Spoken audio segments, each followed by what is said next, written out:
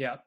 And do you have any thoughts on the Wim Hof method, where his breathing Oh, technique, yeah.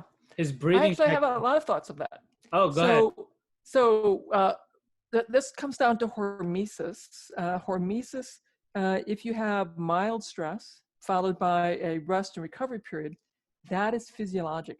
That is what our ancestors did for thousands of generations, millions of generations. We had to work hard to get our food, then we could have our food. We had a couple days to eat, recover, rest, relax. Then we repeat that cycle.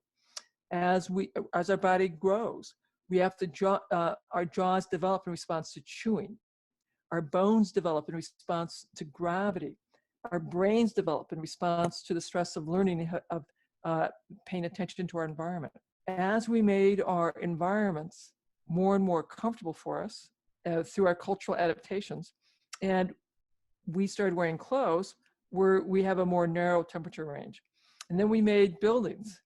We had a more narrow temperature range. Then we made fireplaces, and we had a more narrow temperature range. And then we made air conditioning, and we got more and more narrow.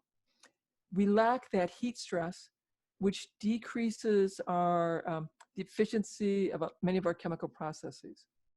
What Wim Hof observed was that if he reintroduced that cold stress, he could have all these really very favorable shifts in how we run the chemistry of life. And it could lower our cytokines. It could normalize many of our hormonal imbalances. And so he coupled that with his meditative practice, his breathing techniques. And he's now able to show that he can take people in a 2-week training period and get them to achieve similar remarkable transformations and control of their physiology using this his cold water training. So I've never had the opportunity to work with Wim Hof, but I certainly am familiar with his work. I have done cold training, based on my readings of his work, and so I have a practice of cold showers, cold baths, ice baths, and it certainly will reduce your many inflammatory markers. People may be aware that there are cryo chambers where you can step into a chamber of cold, dry air for 2.5 minutes. That also lowers your inflammatory cytokines. A lot more study of that in Europe and in Asia. So cold therapy, likewise hot therapy, can be very useful. And I advise my followers to try and expand their range of temperatures that they can live with. It's helpful to expand your tolerance for heat. It's helpful to expand your tolerance for cold. We have to do it, train into this, because I don't want people to die of hypothermia, and I don't want them to get into trouble with hyperthermia. Heat intolerance can be a big problem for those with neurologic disorders, so we have to gradually train into that and gradually recover them. But there's tremendous benefit for having a tolerance, so you can include cold and heat training in your hormesis work. Mm-hmm. Yeah, and I do the breathing techniques every morning, and I do cold showers, and I take saunas after the working out at the gym. So I do a lot of hormetic, activities in order to strengthen my body. And someone else who talks a lot about hormesis is Professor David Sinclair at Harvard. Do you follow any of his work? I am not as familiar with his work, no. Okay, but he's one of the leading anti-aging scientists in the world. So if he's been writing, so I've been reading papers about hormesis, and so it's quite possible I've been reading work. I confess I can't always recall the author for all the papers that I'm reading. Sure.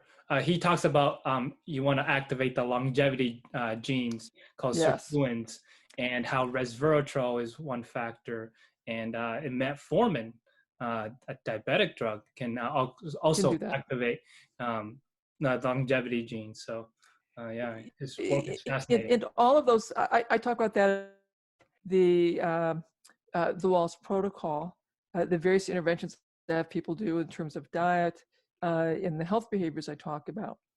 All of these are speaking to these longevity genes. And many of them will also speak to your stem cells.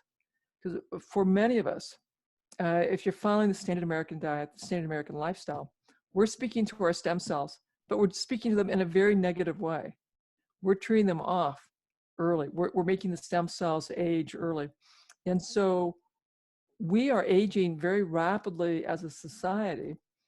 And people are thinking like, that at age 30, maybe men are supposed to quit having morning erections, that maybe we're supposed to be exhausted mid-morning by the age of 35, that we're supposed to be not that interested in romantic relations with our spouse.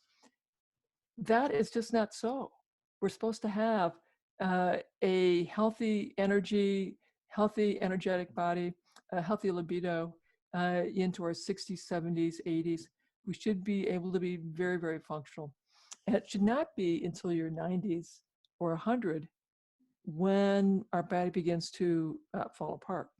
And there's actually reason to think that if we do a really nice job with our diet and health behaviors, that we could in fact live well and functioning well and playing with your grandkids and your great grandkids at 100, 110, 120. And that's certainly my goal. I plan on playing soccer with my kids and their children and their children's children into my 80s, 90s, 100 plus. Mm-hmm. Yeah. But I'm making choices now very intentionally to make it more likely that I can do that.